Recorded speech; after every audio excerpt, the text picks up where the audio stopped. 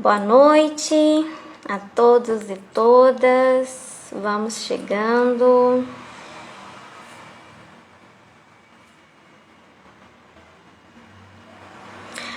Bom, hoje nós vamos aqui.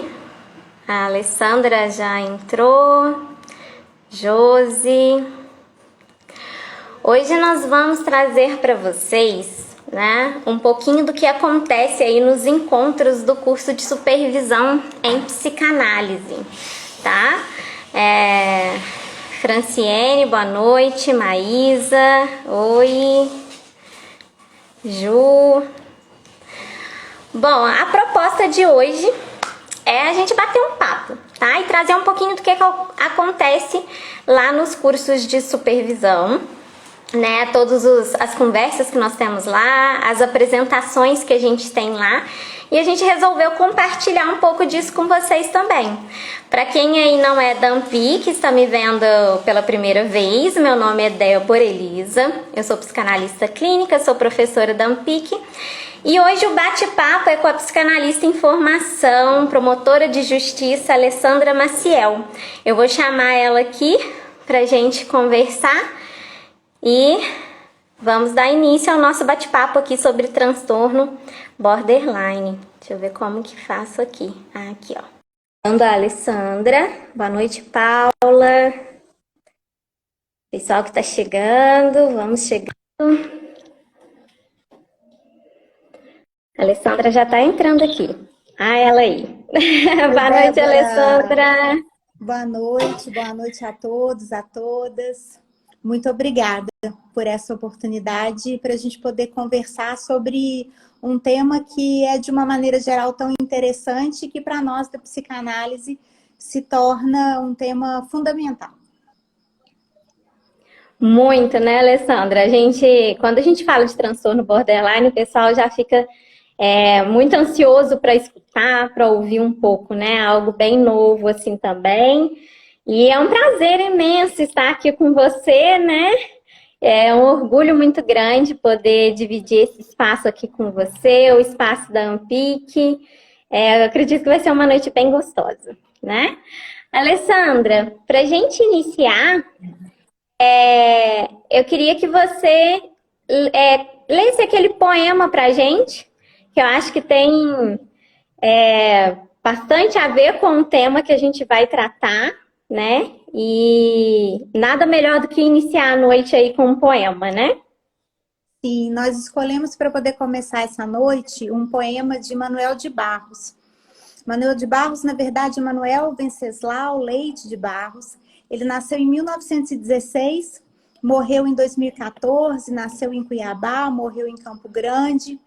E é um poeta que atualmente tem um reconhecimento ainda maior do que teve na época em que estava vivo e que escrevia. Um dos livros fundamentais dele é o livro do Nada, que tem coletâneas de poemas belíssimos. E esse poema que nós escolhemos para ele, que é reconhecido por Carlos Drummond de Andrade como um dos maiores poetas do Brasil. Foi assim que Carlos Drummond se referiu a ele, quando ainda vivo, escreveu A Borra.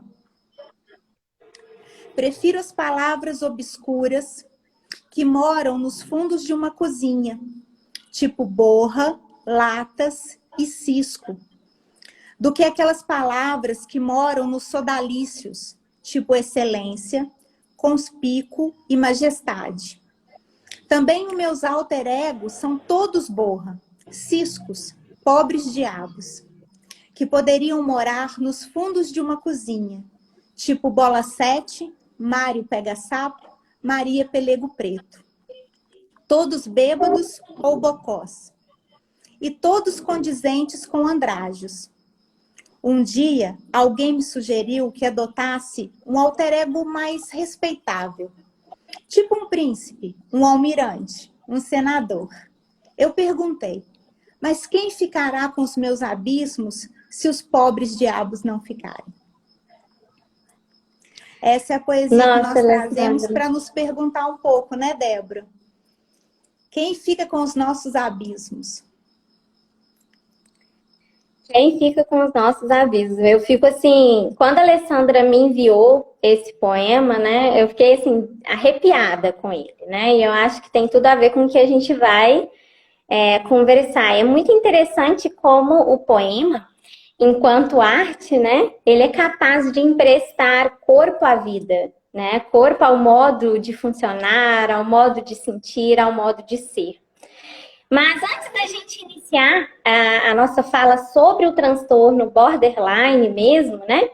Eu vou pontuar algumas coisinhas importantes para nos direcionar nessa conversa.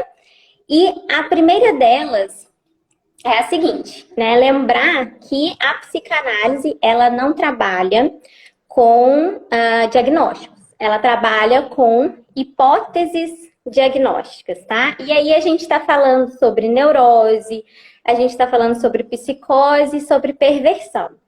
E aqui também eu já aproveito para pontuar uma certa imprecisão no uso do termo borderline. Quando a gente recorre aí à literatura, você deve ter percebido isso, Alessandra, ao ler sobre a temática, né?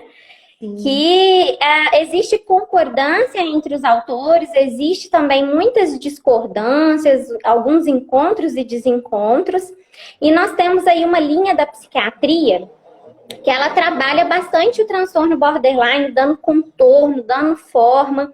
Aproveito até para citar os trabalhos, né, da psiquiatra Ana Beatriz Barbosa, né, que fala bastante sobre o transtorno borderline. E existem outras linhas que colocam o transtorno borderline como uma maneira de ser até mesmo dentro dos quadros de transtorno de personalidade bipolar. Então, nós não vamos discutir muito a diferença entre essas linhas ou a diferença de por que está dentro de um quadro ou por que está dentro de outro. Mas nós vamos falar sobre um significado de um modo de funcionar do sujeito, tá?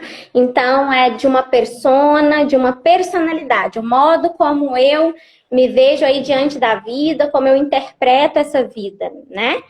E daí eu já peço, antes de passar a palavra para a Alessandra, eu já faço uma advertência para todo mundo que está aqui nos assistindo e para quem vai assistir o vídeo depois, para a gente tomar muito cuidado com o autodiagnóstico, né? Mais para frente aqui na nossa conversa, a Alessandra vai tocar num ponto, né, de ser, estar e parecer border. E aí vocês vão entender o porquê que eu ressaltei esse cuidado, tá? Muito do que nós vamos falar aqui pode tocar em algo característico de vocês que estão assistindo, né? E aí, porque o quadro, ele abrange aspectos de outros transtornos e outros modos de funcionar das pessoas, né? O que a gente chama até de pessoas pseudonormais, né? Que é aquelas pessoas que não apresentam nenhum transtorno. Mas a gente coloca como pseudo-normal, porque ninguém é normal de perto, né? Então, às vezes aqui, quem tem depressão ou quem tem baixa autoestima ou alguma dificuldade na relação pode começar aí a se diagnosticar e não é bem por aí, tá? Então, para iniciar, só colocando aí, né, a palavra, eu falei da hipótese diagnóstica da psicanálise, né? A palavra borderline, ela faz borda, né? Então, a origem dela é uma divisão, né? A fronteira na psicanálise, né? A fronteira entre a neurose e a psicose. Mas o que significa, né? Estar nessa fronteira? E é só isso? É só estar numa fronteira, né? Então, falando aí sobre o modo de funcionar, de interpretar o, né, mundo interno e externo, fala um pouco aí pra gente, Alessandra, desses sujeitos que preferem as palavras obscuras que moram nos fundos aí da cozinha.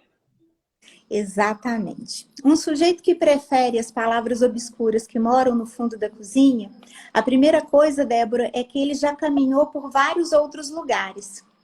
Ele caminhou pelos palácios e pelos casebres. E dentro da casa, ele também já visitou todos os cômodos. Ele entrou pela porta principal, passou pela sala, foi aos quartos e chegou até a cozinha. Por que é interessante a gente trazer essa metáfora que é proposta pelo poema? Porque eu estou dizendo de alguém que transita, que caminha, que oscila entre uma e outra posição. E isso é característico do borderline, exatamente como você já colocou aí, quando falou a respeito do que é um conceito. Ele oscila, ele transita entre o neurótico e o psicótico, sendo que dois temas centrais vão caracterizar essa personalidade. Um é uma angústia aniquiladora e o outro é um medo de desintegração. Essas duas características são centrais dentro dessa personalidade e são responsáveis por causar o transtorno no sentido de empregar a essa pessoa uma série de características que ela tem consigo e uma série de características que ela tem no relacionamento com o outro que vai ser entendido também como um objeto, e também no ambiente em que ele está circundado. Então, essas são ideias centrais para nós entendermos aquilo que seriam ramificações a partir de características fundamentais. Elas estão diretamente ligadas à ideia da angústia aniquiladora, do temor de desintegração. A partir daí, existe, por exemplo, nesse sujeito, algo que é muito marcante, que é a agressividade. A agressividade, porque ele vive entre a intrusão e o abandono. Se ele vive nesse espaço em que ele se sente sempre invadido ou se sente sempre deixado, é natural que ele tenha esse potencial destruidor muito elevado. Eu posso dizer, trazendo um conceito psicanalítico, que ele tem uma pulsão de morte muito elevada, que tende à destruição, que tende à agressividade. E atenção, a agressividade que é voltada não só para ele, mas também para os outros. Então, eu tenho uma autoagressividade muito forte e uma heteroagressividade muito forte. Dentro dessa autoagressividade, eu vou ter um transtorno de personalidade em que são muito comuns as autolesões e as automutilações. Então, nós estamos falando de pessoas que tendem a se ferir muito. E quando se fala desse se ferir, esse se ferir ligado a esses temas centrais característicos desse transtorno de personalidade, são pessoas que se ferem para sentir uma dor física maior que a dor psíquica que os atormenta. Então, é uma razão muito forte e muito profunda que os faz chegar a essa autoagressividade. Essa autoagressividade não está só no campo da lesão e da mutilação, também está no campo do suicídio, que é algo que marca o transtorno de personalidade borderline. Não só a ameaça, é importante que se diga, mas também a concretização do suicídio. Nesse caso, o falar deve ser tomado com todo o resguardo, com toda a tranquilidade e calma, mas tem que ser levado a sério. Porque a gente está diante de uma personalidade que tende a concretizar essa autodestruição. Além dessa agressividade consigo... Pode falar, Débora. Até quando você colocou, né, para o pessoal aí que está escutando, tem muito aquela prática, né, do cutting, e tem, assim, esse pensamento suicida, ele é muito recorrente, né? Então, a gente tem que tomar um cuidado e levar bem a sério mesmo quando nós temos essas pulsões autodestrutivas, né? Pode continuar, Alessandra. Então, além dessa agressividade em relação a si mesmo, existe agressividade em relação ao outro.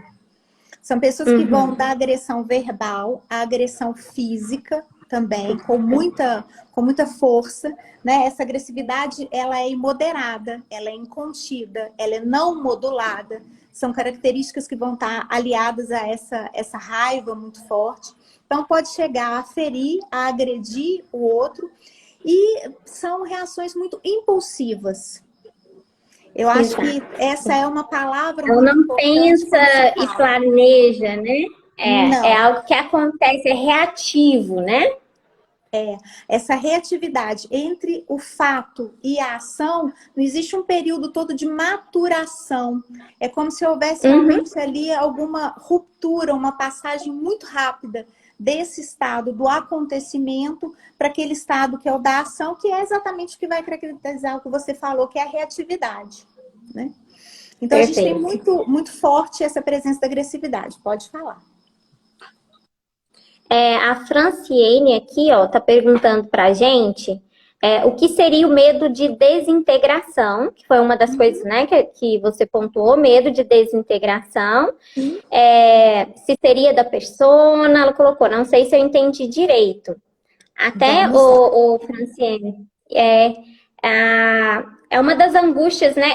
Você até pontuou, né, Alessandra? Angústia de aniquilação, não foi? Exatamente. Que esse medo de desintegração vai até nos falar de um medo, o Franciane, de ficar louco. Não é isso, Alessandra? Um medo de perder o meu controle, perder a minha identidade aqui. E até alguns pensamentos chegam pra gente, assim, no setting analítico, né? Que são pensamentos. Será que eu tô ficando louco? Será que isso que eu estou te contando, essa postura que eu tive, esse comportamento que eu tive, ou esses pensamentos que eu tenho, dizem, será que eu tô doida? Será que eu vou ficar louca? Né? Então eu tenho medo de desintegrar o meu ego, tá? A minha persona mesmo, mas o meu ego. Então eu tenho medo de ocorrer uma cisão ali, uma quebra. Então é esse medo de desintegrar. Tá certo aí? Conseguiu entender bem, Franciane? Manda aí pra gente. Pode continuar, Alessandra. E exatamente esse medo de desintegração que vai dar a falta de identidade.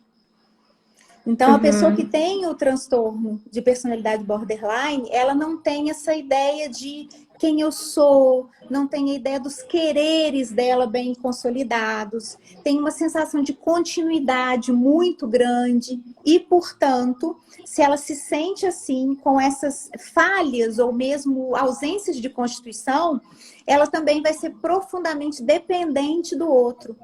A gente vai falar na psicanálise que ela tende a construir toda essa persona dela, a que a Débora se referiu, com base num falso self. O verdadeiro self dela não é do conhecimento dela e ela também, por conta disso, claro, não consegue externalizá-lo. Então há um descompasso entre o falso e o verdadeiro self. E ela tem, portanto, muita dependência das outras pessoas. É algo também que vai caracterizar essa personalidade. É aquela personalidade que vai estar sempre mimetizando as outras pessoas. Identificando-se de uma maneira no sentido de tomar para si as características daquela outra pessoa. Sem que sejam coisas com as quais ela de fato se identifica. É porque é uma maneira dela de se construir.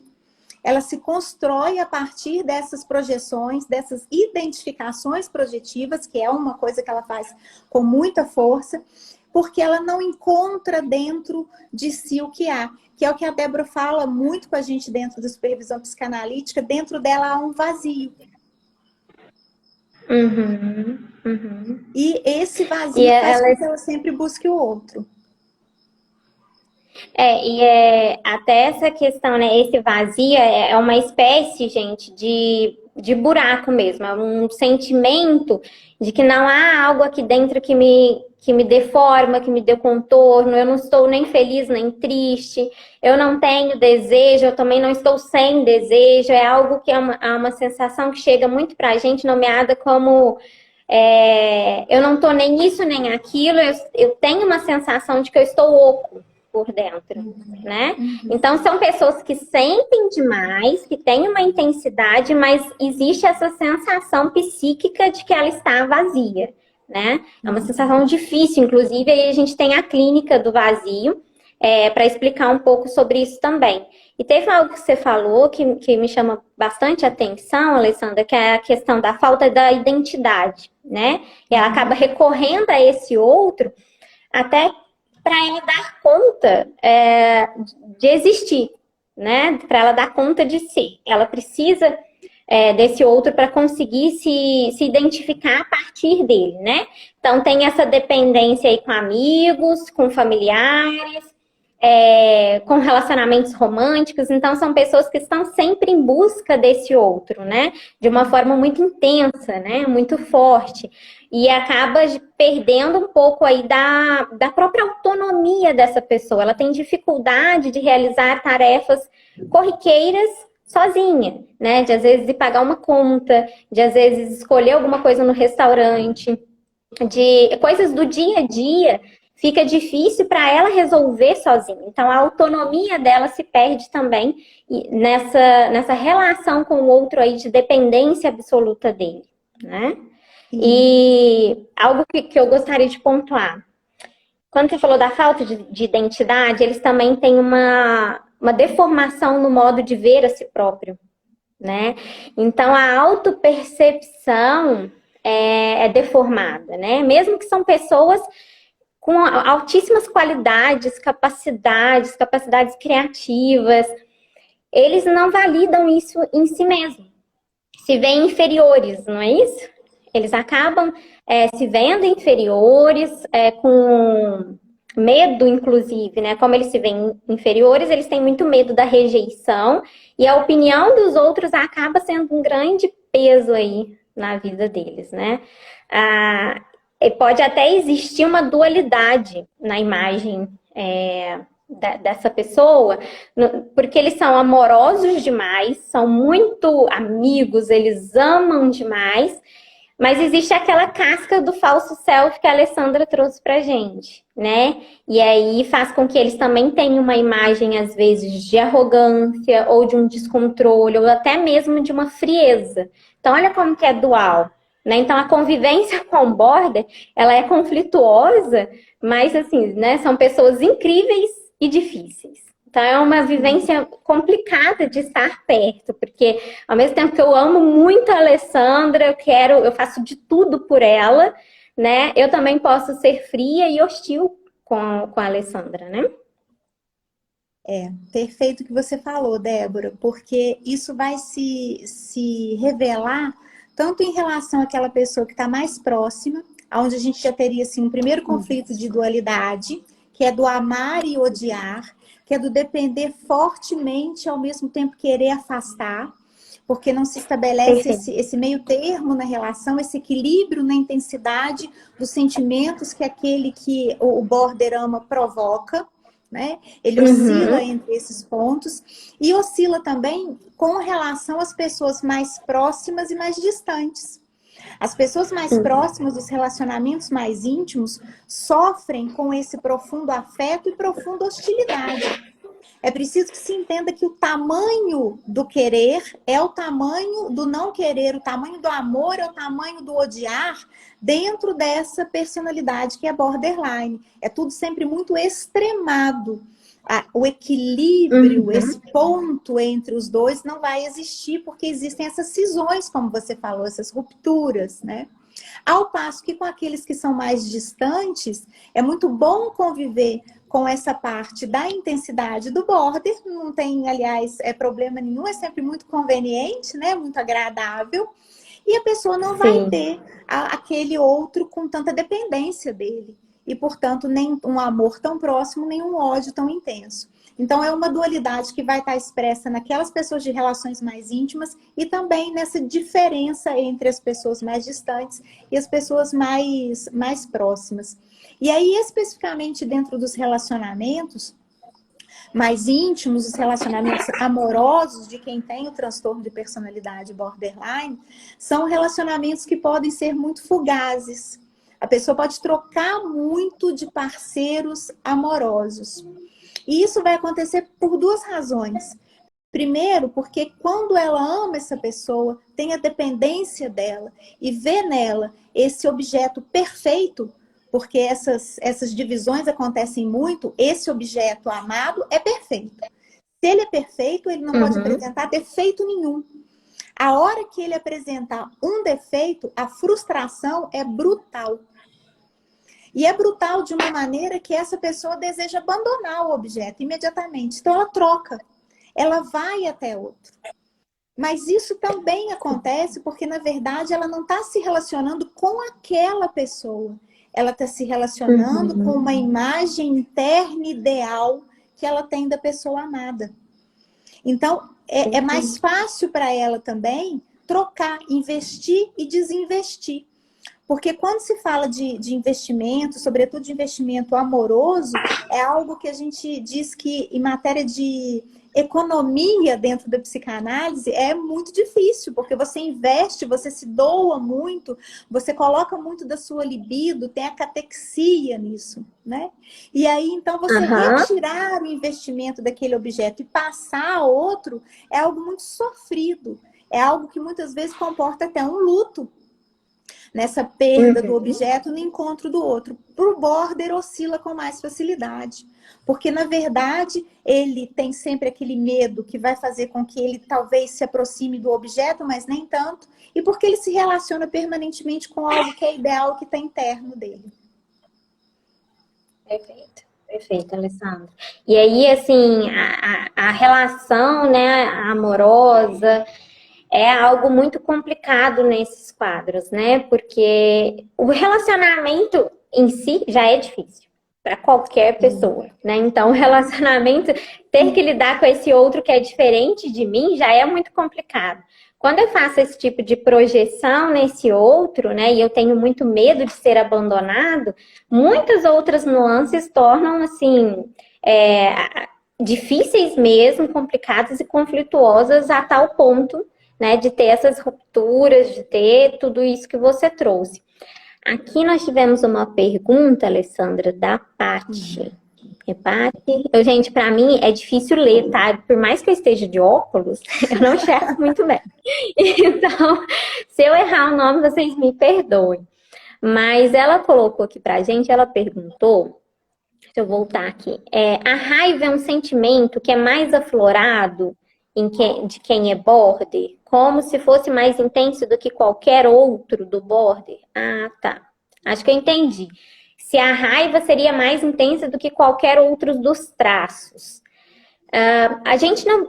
Na psicanálise, né, Alessandra? A gente não gosta muito de rotular tudo muito certinho. Olha, esse ponto. Cada sujeito, né, tem uma história. E essa história, essa ambiência, a forma como esse sujeito foi tendo ali o desenvolvimento psíquico dele, vai fazer com que esse sintoma seja mais intenso em uma pessoa e menos intenso em outra pessoa. Então, a gente não pode caracterizar todos eles dentro de um pacotinho, né? Porque, às vezes, o que acontece? A gente tem ali o DSM-5 para nos orientar, né? Mas ele tá ali para nos orientar. O sujeito, ele é muito individual, né? Se a gente for pegar todos os borders e olhar para todos eles com o mesmo olhar, a gente está tirando a subjetividade dele, a gente está, inclusive, negligenciando o inconsciente dele, né? Então, cada um ali tem o seu inconsciente, tem a sua história psicoafetiva e isso influencia na forma como ele vai funcionar, né? Dentro do estado border dele, ele vai funcionar diferente de outro border. Então, por mais que a gente encontre, né, diferentes pessoas que estão dentro desses quadros, elas vão funcionar de diferentes formas. Mas a raiva, né, e a agressividade é muito presente, tá? Ela é muito presente por diferentes motivos. A gente tem alguns psicanalistas que vão falar pra gente, como o Green, o Bion, né? Vai falar pra gente, até o Winnicott também, que existe um potencial, sim, inato da agressividade. Mas isso não é para todos os sujeitos. Existe o potencial inato. Como que ele vai desenvolver esse potencial inato? Vai depender da ambiência onde ele, né, vai ser criado, vai depender das relações familiares. Existem as questões traumáticas, né? Tem alguns que vão passar por diversas situações traumáticas durante a vida, outro vai ter um grande trauma, então não tem como a gente dizer que a raiva vai sobrepor a todos os outros traços em diferentes borders, né? Então a gente tem essa individualidade aí também. Mas essa agressividade, ela é muito presente, por quê? Porque provavelmente tivemos situações traumáticas temos esse potencial inato, e quando a gente se sente ameaçado, né? A gente não fica mais agressivo, mais defensivo. E essas pessoas, elas vivem com esse sentimento de ameaça, de abandono, né? Que a Alessandra apontou pra gente bem no início. O medo do abandono, é um pavor de ser abandonado, é um pavor de ser rejeitado, tá? Então, quando a Alessandra fala pra gente de uma autodestruição e de uma destruição ao outro, né? Vem desse sentimento de raiva por ser abandonado. Eu vou ser abandonado. Então, eu projeto nesse outro a minha dor, eu projeto nesse outro a minha frustração, e eu acabo dirigindo a ele hostilidade e agressividade, né? Inclusive, depois desses momentos de violência com o outro, a pessoa se questiona muito, tá? Eu amo muito esse outro, por que eu fiz isso? Né? Eu gosto demais dele. Qual que era o motivo de eu ter agido dessa forma? Então é aí que a gente vê que não tem quebra com a realidade, a pessoa tem consciência, mas aquela impulsividade somada à agressividade faz com que eles tenham comportamentos hostis mesmo com as pessoas, né? E é isso que vai diferenciar eles também do psicopata. Muita gente fala assim, nossa, border é psicopata, né? Não é psicopata. O psicopata, ele faz isso tranquilamente, pensado, ele pensa, planeja, não tem remorso, mas o border, ele sente demais. Então, ao contrário do psicopata, né? E aí ele vem, nesse sentir demais, ele também é hostil, ele também é agressivo, não é fácil lidar com essa dualidade do amor e ódio nesses quadros, não. Mas só para a gente pontuar essa individualidade aí de cada um, tá?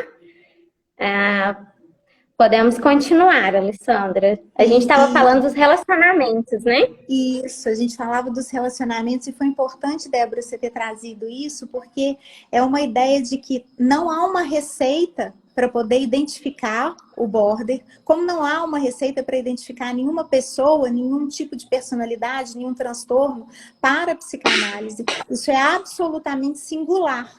Mas nós precisamos ter algumas ferramentas. E é por conta de um bom manejo dessas ferramentas, um bom uso delas, que a gente busca fazer essas identificações e que tem esses traços que vão nos auxiliar dentro de uma hipótese diagnóstica. Pode ser agressividade, pode ser impulsividade, a instabilidade de humor, que é outra grande característica, a reatividade, e é sobretudo a intensidade, a frequência com que isso vai acontecer, que vão deixando de ser uma questão episódica para poder passar a uma questão que caracteriza um transtorno de personalidade borderline.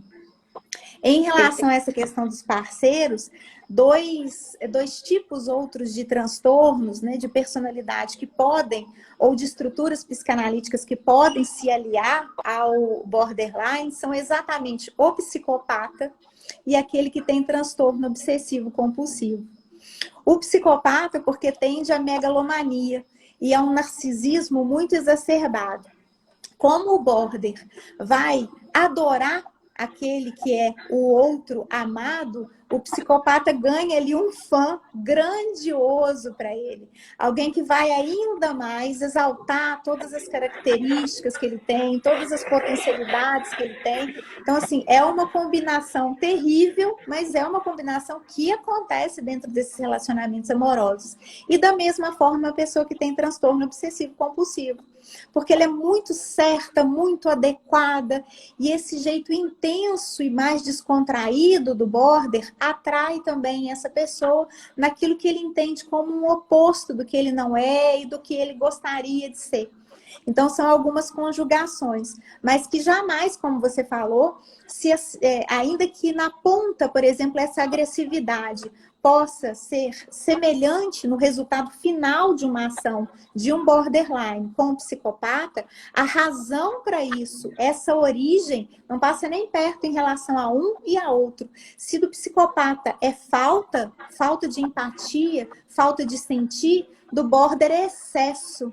excesso de sentir, excesso de sentimento que ele traz dentro de si. Daí a importância, a psicanálise lida muito com isso, de nós não tratarmos só aquilo que é a exteriorização de um comportamento, aquilo que é um sintoma, né, de irmos até a causa. E é interessante, eu estava vendo algumas matérias dentro do Reino Unido sobre essa questão do transtorno borderline, e lá as sociedades médicas admitem que não há um remédio e que são tratados apenas os sintomas. Por conta disso, é muito comum que haja uma variedade de medicamentos que são prescritos para a pessoa que tem esse tipo de transtorno. E o pior, eu gostei muito da fala de uma médica, ela falou assim, o mais indicado nesse caso, nós aqui, médicos do Reino Unido, sabemos que é assim, é que se faça psicoterapia, inclusive a psicanálise. Por quê? Porque é como se nós tratássemos de um paciente que tem pneumonia, receitando para febre. Então, achei muito significativo quando ela coloca nesse sentido, né? Então, é porque a psicoterapia psicanalítica faz exatamente isso. Vai trazer desse sintoma que está exteriorizado, vai passar por essas características, vai chegar nesse formato de transtorno e vai tratar daquela pessoa com absoluta individualidade, reconhecendo todos esses fatores que você colocou, porque quando você veio trazendo na sua fala a questão dos traumas sucessivos, do ambiente, daquela agressividade inata, você passou por todos os conceitos de um sujeito que é biopsico-sociocultural. Então tem desde uma base que é genética e familiar, até outra que é cultural e interrelacionada à ambiência e que podem acabar determinando a presença desse transtorno. Muito bom, Alessandra. E gostei muito do que você falou aí da matéria. Depois, se você puder me enviar, fiquei curiosa. Sim. Mas assim, né? É como se a gente pudesse questionar, né? Como que eu vou medicar uma persona? O que eu estou tentando curar nessa personalidade, né? E o que esse medicamento vai fazer? Ele vai tornar o quê? Né?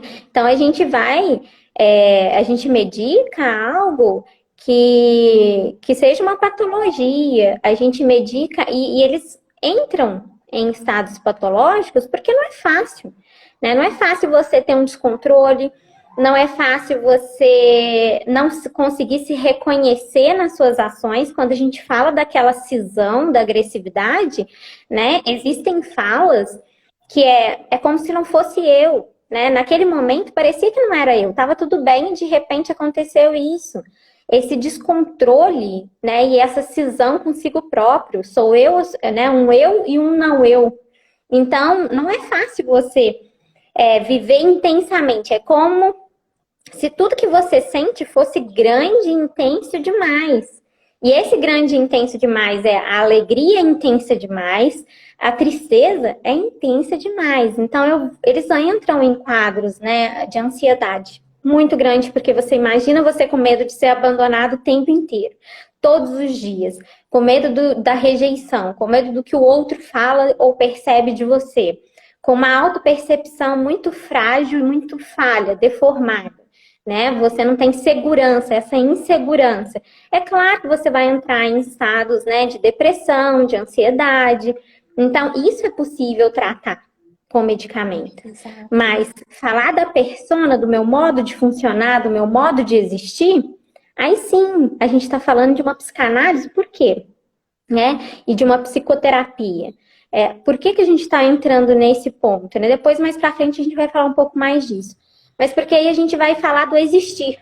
A gente vai, né, conversar e significar e representar essa existência, esse modo de funcionar. E não somente, né, a depressão, a ansiedade, aquilo que está causando dor por ser quem se é, né? Então, Alessandra, queria te fazer uma pergunta, né? Quando você traz aquele poema inicial, né? Eu vou até trazer uma colinha aqui, gente. Ela iniciou com um poema e tem uma estrofe que fala o seguinte: um dia alguém me sugeriu que adotasse um alter ego respeitável, tipo um príncipe, um almirante, um senador. Mas quem ficará com os meus... E eu perguntei, mas quem ficará com os meus abismos se os pobres diabos não ficarem? Então, Alessandra, fala um pouquinho pra gente o que seria aí uma proposta de uma parte borderline da personalidade.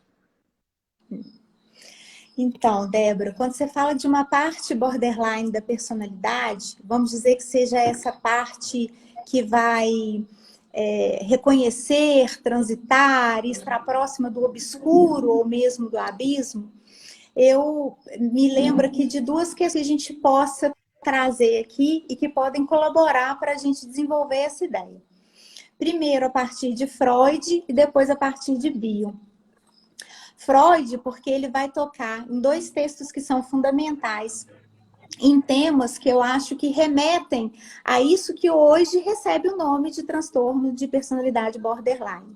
Um é luto e melancolia, e o outro é o mal-estar na cultura. Tanto em um quanto no outro, ele vai trazer algumas questões pertinentes a isso, e eu confesso que eu separei aqui por falar em colinha, né? Para poder fazer uma pequena leitura de um trecho dele aqui, esse em luto e melancolia. O investimento de objeto provou ser pouco resistente, foi suspenso. Porém, a libido livre não se deslocou para outro objeto, se recolheu no eu. Lá, ela não encontrou utilidade, mas serviu para estabelecer uma identificação do eu com o objeto abandonado. A sombra do objeto caiu sobre o eu. Desse modo, a perda do objeto se transformou em uma perda do eu. E o conflito entre o eu e uma pessoa amada em uma cisão entre a crítica do eu e o eu modificado pela identificação. Eu acho que esse trecho remete exatamente à cisão, à quebra, à impossibilidade de ver-se de maneira integrada e acabar, até por conta dessa identificação, que é aqui explicitamente mencionada, tendo o eu e dentro do eu, aquilo do objeto que se perdeu e que causa, portanto, essa dor e esse sofrimento. E quando é que isso acontece com mais frequência? Quando é que há essa perda do objeto tão drástica que chega a gerar até essa cisão e fazer com que caia uma sombra do objeto? Eu adoro essa passagem, acho linda, sobre o eu. Exatamente quando há um investimento amoroso muito grande, e esse investimento amoroso faz com que haja uma perda do objeto, uma perda do amor em relação a esse objeto, e exatamente o outro texto, quando ele fala do mal-estar na cultura, e fala do, por que então, para buscar a felicidade, nós não buscamos o amor? O risco que representa buscar no amor ao outro essa felicidade. Nada mais natural do que insistirmos em buscar a felicidade, indo pelo mesmo caminho em que encontramos primeiro. No entanto, o ponto fraco dessa técnica de vida é bem claro. Do contrário, não teria ocorrido a nenhum ser humano abandonar esse caminho para a felicidade por outro. Nunca estamos tão desprotegidos contra o sofrimento do que quando amamos. Nunca mais desamparadamente infelizes do que quando perdemos o objeto amado ou o seu amor. Então, nesse trecho do mal-estar na cultura, ele vai falar exatamente desse sentimento que tem o borderline de maneira permanente, mas que nós experimentamos diante da perda do objeto amado. Então, essa ideia de Freud casa muito bem com a da Ana Beatriz Barbosa Silva, quando ela fala a respeito da pessoa que está border. Que acontece quando? Quando se entrega a esse amor. Quando nós nos entregamos a esse amor, independentemente da nossa estrutura, independentemente de termos ou não esse traço, nós experimentamos essa vulnerabilidade. Experimentamos, portanto, essa angústia aniquiladora e esse medo extremo de abandono. É um momento em que aflora, então, vamos dizer assim, essa nossa parte borderline da personalidade. é pelo menos uma ocasião em que na vida nós sabemos que ela está presente e que nós experimentamos esse modo de funcionamento. A palavra, a expressão, né, que você trouxe, ela é perfeita. Esse modo de funcionamento borderline. Mas pode ser que a gente caminhe um pouco mais. Que a gente tenha, além desse estar, o parecer. E quando a gente entra no parecer, é aquilo do traço. É possível que nós tenhamos um traço de personalidade que seja borderline. O que não vai significar que nós tenhamos o transtorno. E, aliás, o traço, ele é o traço das grandes personalidades tendentes às artes, sobretudo as artes dramáticas. A interpretação, os grandes artistas, as grandes atrizes, os grandes roteiristas, inclusive os grandes poetas que nós trouxemos aqui. Eles sentem numa tal intensidade que são capazes de passar para nós o quanto esse sentimento é grandioso. E de comover também, afetar, mobilizar essa parte nossa que com eles guarda correspondência. E isso é apenas um traço. Então, a gente vai do estar, do parecer, até o ser, que é exatamente o transtorno. E que a gente fala, trazendo até um pouco de leveza para isso, mas que nós sabemos, e é o que mais interessa para a psicanálise, que causa sofrimento. Então, independentemente de qual seja aquela característica que mais aflora, ou de qual seja a intensidade da presença, se causa sofrimento, merece a nossa acolhida. E não é só Freud que vai reconhecer isso, claro, tem também o Bion. Bion que vai falar, e eu estou cometendo aqui um perigo enorme, mas é assim mesmo. Eu sempre falo que a nossa turma dentro da psicanálise é a turma 6, e eu tenho aqui alguns colegas da turma 6 que estão nos assistindo, é o misto da ousadia e da alegria. Então, eu vou falar de Bion com a professora da cadeira de Bion, mas eu vou falar porque ele tem exatamente esse conceito da parte psicótica da personalidade, que é um modo de funcionamento. Ele defende que existe um funcionamento multidimensional da nossa psique. O psiquismo funciona tanto numa parte psicótica, e eu gosto muito porque ele vai falar, quanto numa parte não psicótica, né? Não é exatamente neurótica, mas é não psicótica. Escapou de psicótico, é não psicótico, né? Então, ele fala dessa... É não psicótico, né? Então, ele fala desse modo de funcionamento. Não é um diagnóstico, isso não significa que tem o psicótico ali. Não, é um modo de funcionar. O que significa que aquela pessoa tende à angústia extrema, aquela pessoa tende à sensação do abandono extremo, aquela pessoa tende à destruição de si e do outro com grande impulsividade.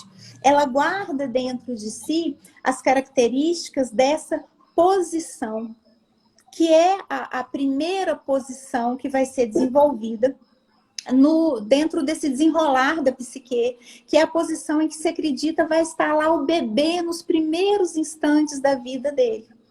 Essa posição, que tem essa característica, né, da posição, o Bion vai trazer muito de Melanie Klein, e eu também me arrisco aqui, porque já me arrisquei com Freud, com Bion, não vou me arriscar com Melanie Klein, por quê, né, Débora?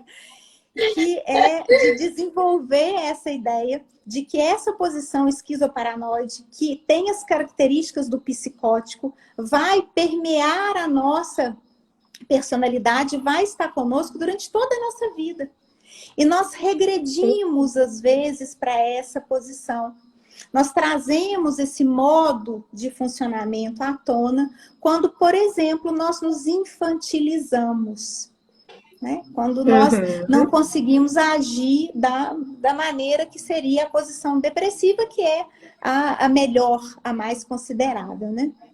Mas o fato é que quando nós estamos nessa posição, então, e apresentamos todas essas características, nós, independentemente da estrutura que nós tenhamos, nós estamos revelando um aspecto da nossa personalidade que casa muito com aquilo que é o borderline.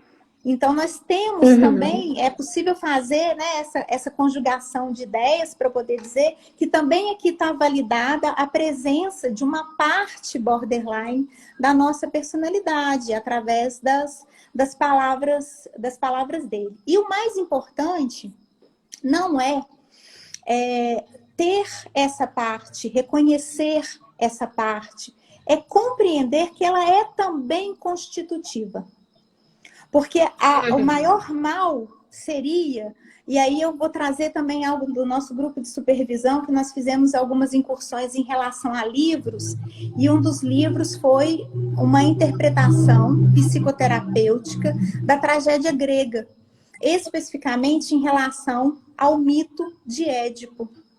E dentro da parte que introduz essa forma de interpretar, e também o próprio mito, tem uma referência muito específica do autor, que é a seguinte: o maior pecado, o maior erro para o homem dentro da cultura grega era ele promover em si uma descontinuidade, uma cisão.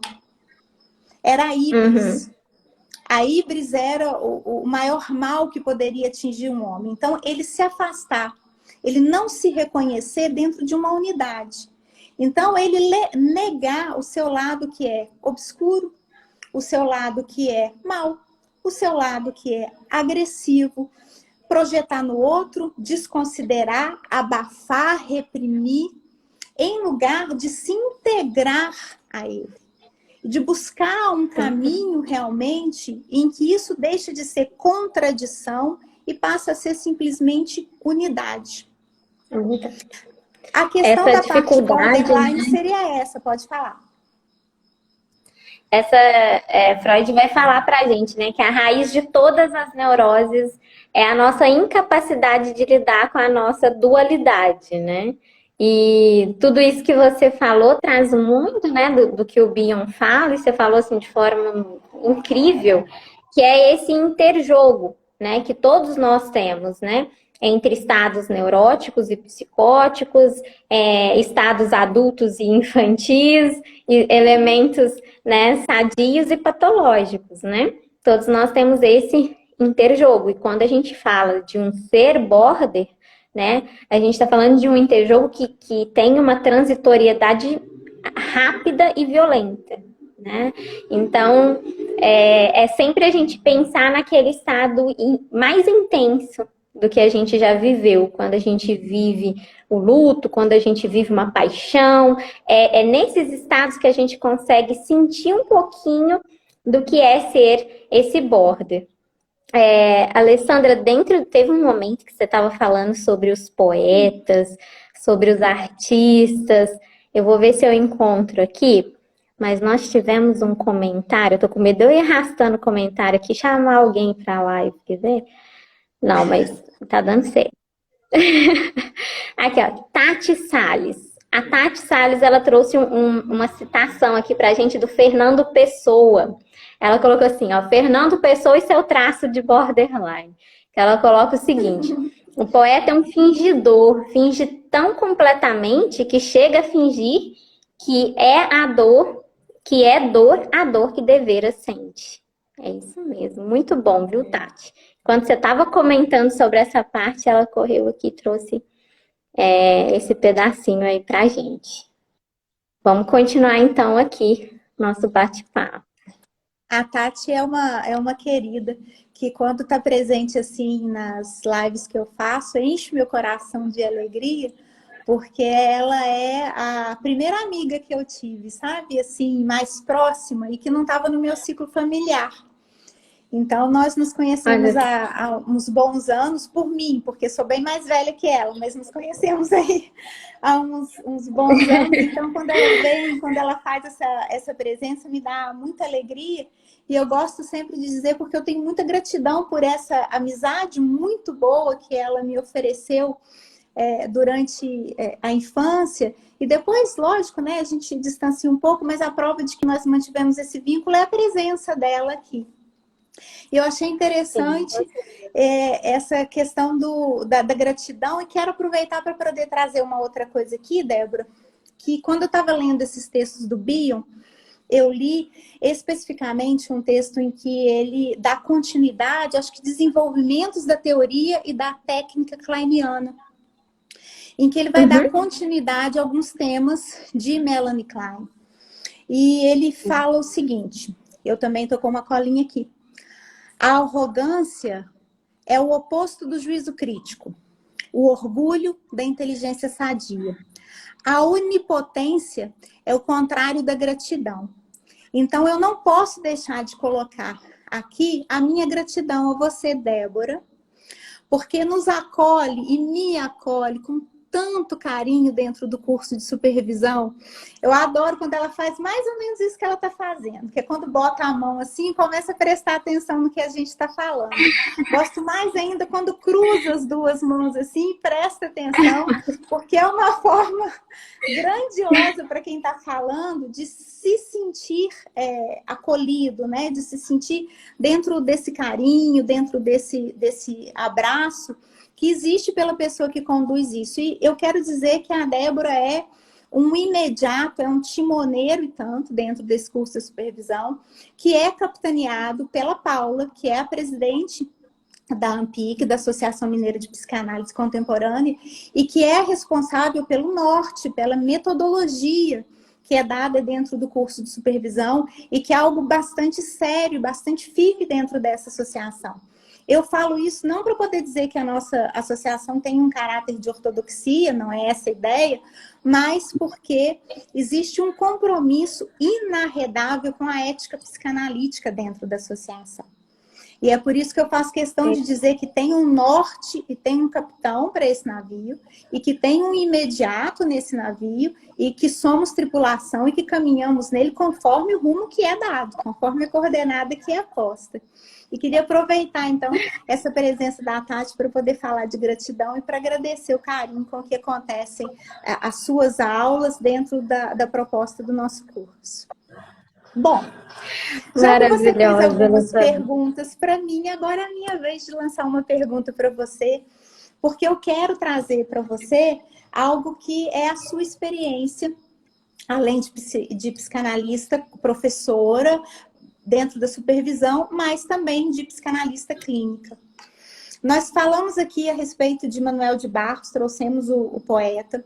Quando foi feita a apresentação da nossa live dentro do perfil do Instagram, do @psicanálise contemporâneo, nós fizemos ali uma menção a também um poema do Ferreira Goulart.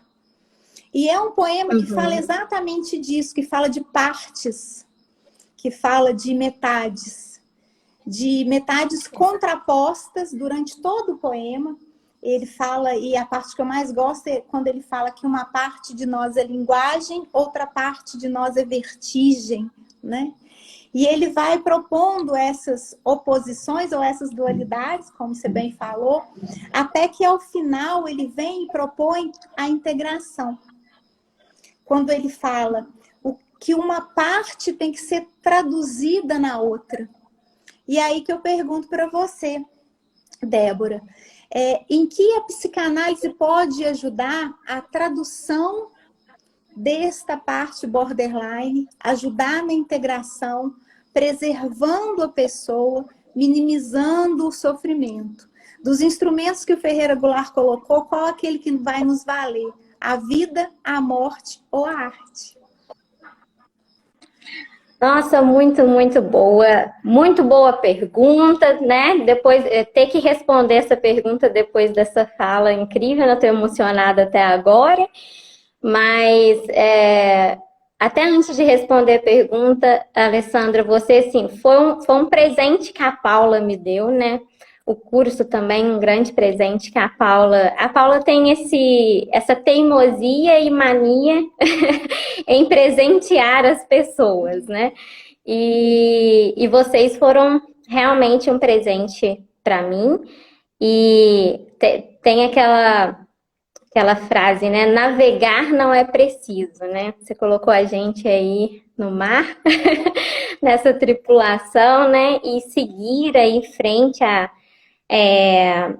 isso, né? A gente sabe que não é preciso, realmente não é preciso.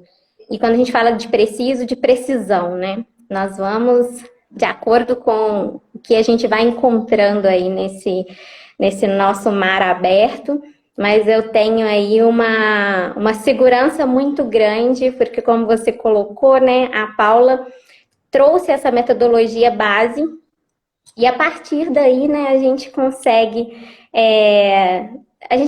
seguir independente, né, das ondas que a gente vai encontrar, é o que nos sustenta. E eu acho que vai ao encontro aí da resposta que eu tenho para começar a formular, assim, através de algumas perguntas, né? Você colocou o seguinte: a vida, a morte ou a arte, né? Não seriam, talvez, aí as três? A vida, a morte e a arte, para nos ajudar nessa tradução. E o que acontece numa clínica de psicanálise, num setting analítico? É isso que aconteceu aqui entre nós duas, quando você fala daquele olhar, daquele acolhimento, quando você olha para mim, quando eu olho para você e a gente entra nessa conversa que está acontecendo aqui, as pessoas conseguem nos ouvir, mas existe uma conversa também que é só a Débora e a Alessandra que está conseguindo entender, né? Quando a gente se olha, quando a gente, né, se encontra aí nas palavras. E o que acontece é dar esse sustento, sabe? Essa capacidade de dar continência. E a arte, ela faz isso pra gente quando ela nos empresta um corpo para viver, para representar, para significar todos esses nossos sentimentos. Quando a gente fala que o transtorno borderline, né, as pessoas que têm um transtorno borderline, elas são excelentes artistas, elas são excelentes atrizes, ator, poetisas, né, poetas, é porque elas conseguem, através da arte, se entregar de uma tal forma e criar um corpo, né, para aquilo ali, que é muito lindo. E o que acontece no setting é que o psicanalista, ele se esvazia, ele sai de cena, ele se esvazia para que o outro o habite, né? Então, o que a gente faz ali também é uma espécie de arte, ao permitir que esse outro nos habite, para que a gente possa encontrar juntos nessa tradução. E essa tradução é que vai nos levar aí, né, à integração do eu. Porque o que a gente chega muitas das vezes lá, quando a gente fala desse border, né, dessa parte que não está integrada, essa fragilidade do ego, essa dificuldade com a própria identidade, quando a gente empresta isso, né, para que o outro consiga ir construindo a sua própria identidade, para que ele consiga ir construindo a sua própria segurança. E por que eu trouxe a Paula, né? Porque a Paula, o que ela fez? Ela deixou exatamente isso, essa segurança. Agora vai, navega que a vida é sua, né? Se joga, mas está seguro. E o que a gente precisa num setting é isso, a gente estabelece essa integração do eu para que enfrente a vida, porque lá fora, né, o mundo ele não para você ser quem você é, né? Ele não para te acolher, ele não para ser cuidadoso, para te olhar, mas inclusive conversas como essa, apresentações, né, como essas que a gente está tendo aqui, também é um convite para todos nós, não só psicanalistas, mas humanos, né, a olhar com mais carinho para o outro, porque esse outro que às vezes chega com essa casca da arrogância, essa casca da frieza, da dificuldade, da agressividade, ele esconde feridas que ninguém de nós conseguimos ver, né? Então é um convite para que a gente seja mais humano com aquele que é diferente da gente, que a gente não conhece, que a gente às vezes não entende, não compreende, mas a gente tem essa capacidade de olhar com mais amor, né? Com mais carinho. Então, vida, morte e arte pra gente, né?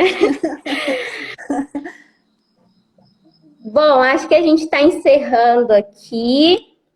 Acho que não temos mais perguntas. Eu vi que teve só uma perguntinha, gente, sobre alguma coisa relacionada à aula. E aí fica a dica. Eu não sei, eu acho que foi a Tati que perguntou. Sobre as aulas, né? Que às vezes eu dou aula para quem tem transtorno e tal. O que fazer? São pessoas, aulas conteudistas.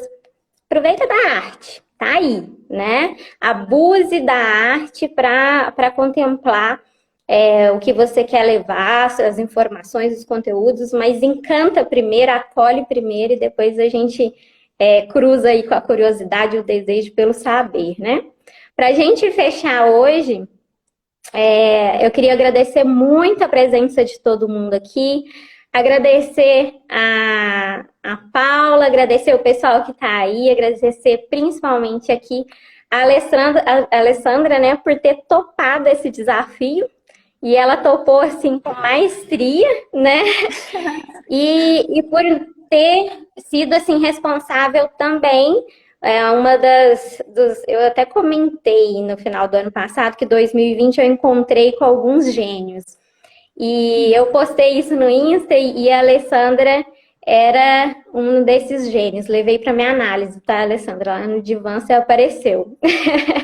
Um dos gênios que eu conheci em 2020, um dos presentes, e que trouxe até esse encontro com a poesia, esse reencontro aí com a poesia. Então, para a gente fechar a nossa conversa de hoje, o nosso encontro de hoje, eu vou continuar, né, com o Manuel de Barros, que a Alessandra trouxe para a gente, tá? Com a poesia Biografia do Orvalho.